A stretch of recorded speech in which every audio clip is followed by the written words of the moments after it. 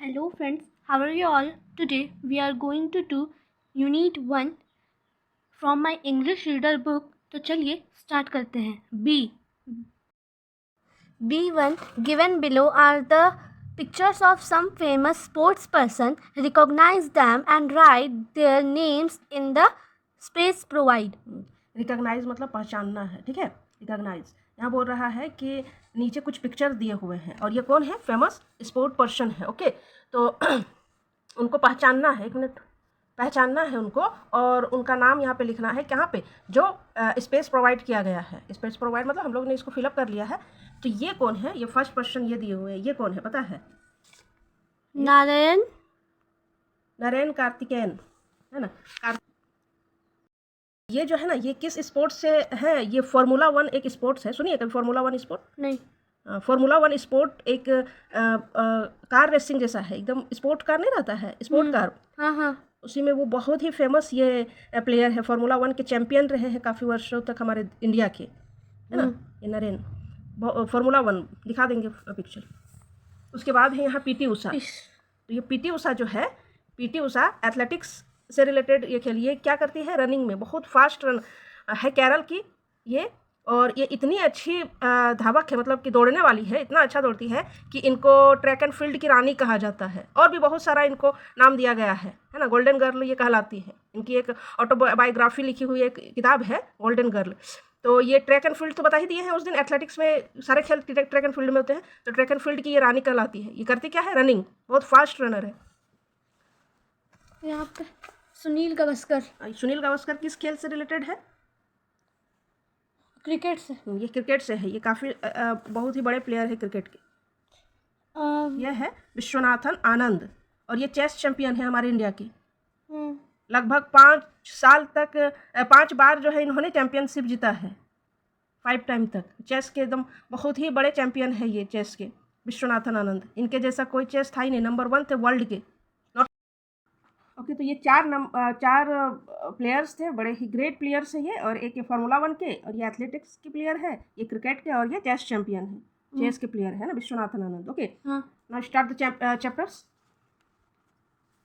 B2 how different would your life have been if you were born in a different family? Okay, रुक जाओ. यहाँ बोल रहा है कि how different would your life have been. यानी कि आप इमेजिन करो कि कितना डिफरेंट होगा तुम्हारा लाइफ, है ना. वुड हैव बीन मतलब होगा तुम्हारा लाइफ कितना डिफरेंट होगा अगर तुम जहाँ अभी पैदा हुई हो. ठीक है, अगर उस फैमिली में नहीं पैदा हुई होती. सपोज करो कि तुम किसी और फैमिली में पैदा हुई होती, है ना.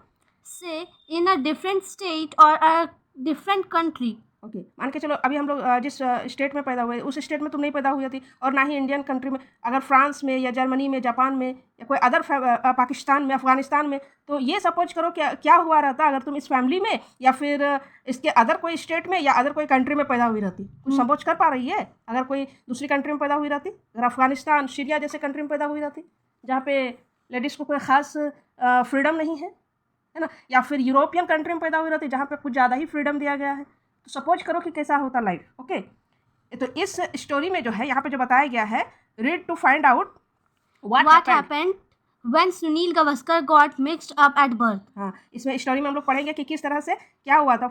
रीड एंड फाइंड आउट मतलब पढ़ो और खोजो, देखो कि क्या हुआ था. जो सुनील गावस्कर मिक्सड हो गए थे उनके बर्थ के टाइम. मिक्सड मतलब किसी से अदला बदली हो गया था उनका, है ना. हाँ, मिक्सड मतलब किसी तरह से. अब पढ़ने से ही पता चलेगा. ओके, क्या हुआ था. Mixed up at birth.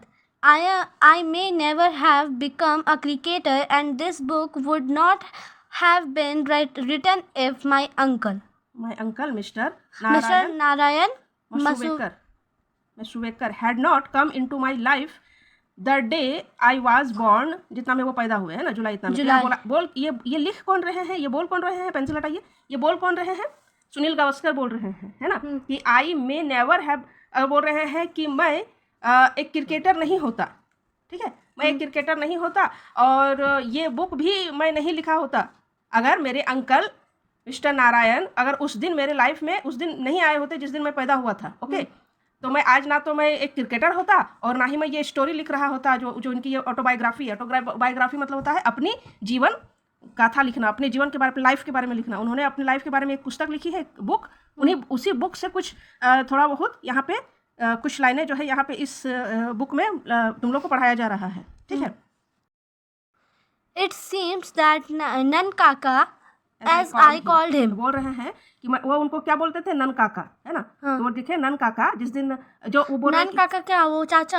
हाँ, काका बोलते ना कोई कोई चाचा को, तो ये नन काका बोलते थे। क्योंकि नन काका क्यों बोलते थे, नारायण नाम है इनका, तो शॉर्ट में नन काका, है ना। Who had come to see me in the hospital on my first day in this world. हाँ, ये बोल रहे हैं ना कि वो देखने आए थे, नन काका ये उनको बोलते हैं। तो वो बोले कि who had come, वो आए थे, to see, देखने के लिए मुझे। कहाँ पे, हॉस्पिटल में। कब? on my first day in the world, जब वो दुनिया में पहले जिस दिन, मतलब कि जिस दिन वो पैदा हुए थे। Okay. Noticed a little hole near the top. एक लिटिल होल वो नोटिस किए थे, नियर द टॉप, किसके टॉप में? of my left ear lobe, है ना, ईयर लॉब मतलब जो कान लड़का हुआ है, ठीक है। तो लेफ्ट ईयर लॉब में उन्होंने एक होल नोटिस किया था, जब उनको देखना है तो हाँ, एक होल यानी कि एक छेदा नोटिस किया था लेफ्ट कान के नीचे, जहाँ पे इयरिंग पहना जाता है ना।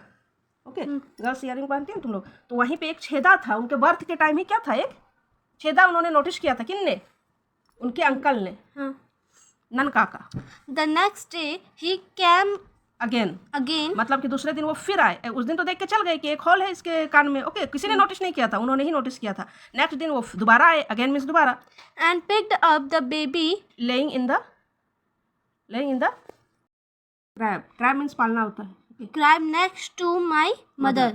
Next to my mother. ये बोल रहे हैं वो आए अगेन, वो दोबारा जब आए, पिक्ड अप द बेबी को उठाया, है ना, जो सोया हुआ था एक क्राइब यानी कि पालना में, जो उसकी मम्मी के बगल में था, है ना। नेक्स्ट टू माई मदर, उसकी मम्मी के बगल में था, तो उसके अंकल उसको उठाए। ओके, to his क्या,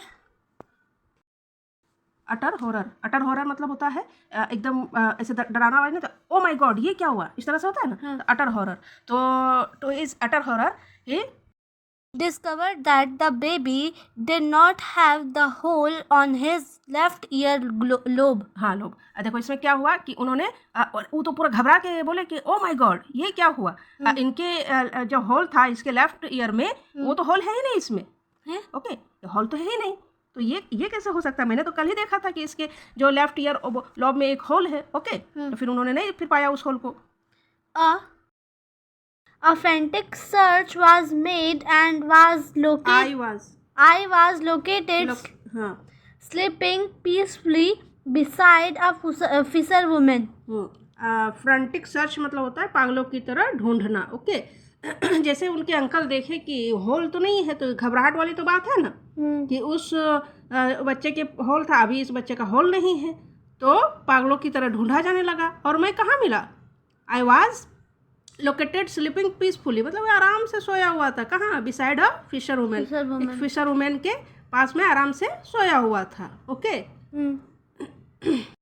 totally ignorant of the commotion I had caused. Ignorant मतलब होता है अनदेखा कर देना, है ना, इग्नोर करना। और कमोशन का मतलब होता है हलचल, जो हल्ला गुल्ला मचा हुआ था। तो पूरी तरह से ये जो हल्ला गुल्ला मचा हुआ था, है ना, तो ये अनुभव था। और इसका वजह कौन थे? वो बोले मैं ही इसका कारण था, है ना, मेरे ही वजह से इतनी हल्ले गुल्ले मचे हुए थे। कारण तो मैं था, मैं ही मिक्सअप हो चुका था। The mix-up it appears followed after the baby had been given their birth.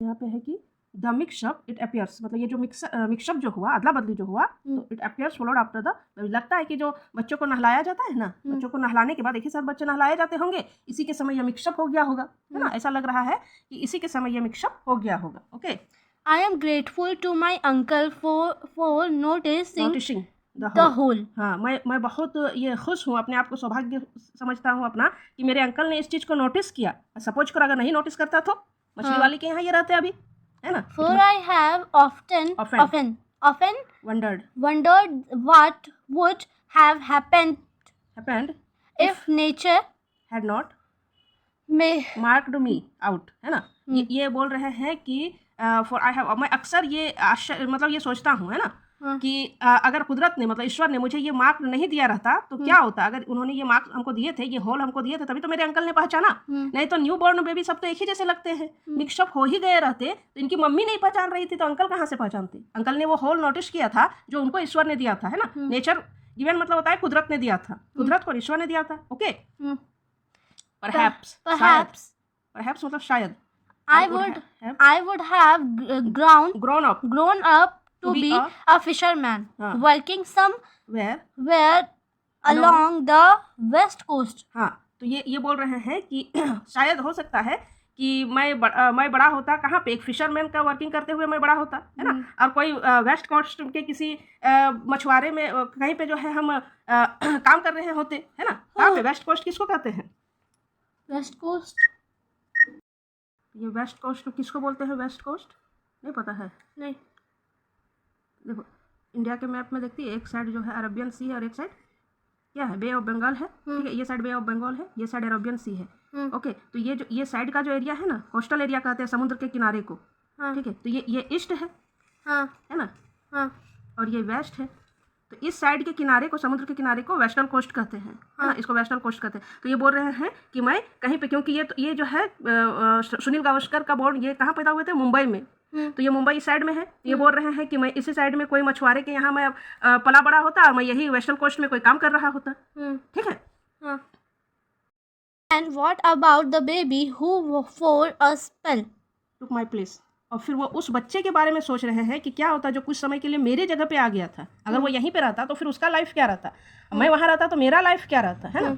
I do not know if he is interested in cricket or whether he will ever read this book. रहा है कि I do not know, यानी मुझे नहीं पता है, मैं नहीं जानता हूँ कि वो क्रिकेट में इंटरेस्ट रखता है कि नहीं। वो जो बच्चा था जो इसके जगह पे मिक्सअप हो गया था, वो इस क्रिकेट वो क्रिकेट में इंटरेस्ट रखता है कि नहीं, या फिर weather he will ever read this book, या फिर वो कभी इस बुक को पढ़ेगा भी कि नहीं। उसको पता भी है कि नहीं कि वो मेरे जगह पे वो आ गया था। जैसे मुझे तो मेरे फैमिली वाले नहीं बताया, है ना। मेरे ननका ने ये बताया, तो काका ने मुझे बताया, और बाकी अदर फैमिली मेंबर ने बताया होगा, तभी तो ये जानते हैं सुनील गावस्कर, वरना इनको कैसे पता चलेगा कि ये मिक्सअप हुए थे। ओके, तो वही वाला बोल रहा है कि मुझे नहीं पता है कि वो अभी क्रिकेट के बारे में उसको कोई इंटरेस्ट है भी कि नहीं, या फिर वो मेरे बुक को कभी पढ़ेगा भी कि नहीं। Okay, I can only hope that if he does, he will start taking a little more interest in Sunil Gavaskar. तो ये बोल रहे हैं कि आई कैन ओनली होप, मतलब मैं बस उम्मीद कर सकता हूँ कि दैट इफ़ इट डज, अगर वो ऐसा करता है, मतलब मेरे बुक को पढ़ा होगा या फिर पढ़ेगा, या फिर तो फिर क्या होगा, वो थोड़ा बहुत इंटरेस्ट लेने लगेगा मेरे ऊपर, यानी कि सुनील गावस्कर के ऊपर। ओके, तो ये जो है, ये जो स्टोरी हम लोग पढ़े अभी, ये कहाँ से लिया गया है? Extract from the Sunny days by Sunil Gavaskar. ये सुनील गावस्कर जो हैं उन्होंने अपनी ऑटोबायोग्राफी लिखी है। ऑटोबायोग्राफी मतलब अपने जीवन के बारे में खुद उन्होंने लिखा है, और उस पुस्तक का नाम है जो उन्होंने लिखा है अपने जीवन के बारे में, सनी डेज। ओके, तो ये जो है, ये स्टोरी वहीं से लिया गया है।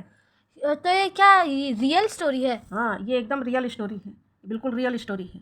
ओके, तो हम लोगों ने देखा, यही चीज़ पूछा गया था, क्या होगा अगर मिक्सअप हो जाएगा तुम्हारे साथ भी इस तरह। तो देखो सुनील गावस्कर एक इतने बड़े बल्लेबाज थे। बल्लेबाज मतलब होता है क्रिकेटर, बल्लेबाज मीन्स बैट्समैन। क्रिकेट तो खेलते थे, एक होता है क्रिकेट बॉलर, एक होता है बैट्समैन। तो ये बैट्समैन थे, ये बहुत अच्छा बैटिंग करते थे। ठीक है, तो ये हुआ सुनील गावस्कर। ओके, क्वेश्चन अच्छे से समझ में आ गया? हाँ। ओके फ्रेंड्स, अगले वीडियो में बैक एक्सरसाइज किया जाएगा, तब एक्सरसाइज है ना। हाँ, ठीक। हाँ, तब तक के लिए बाय।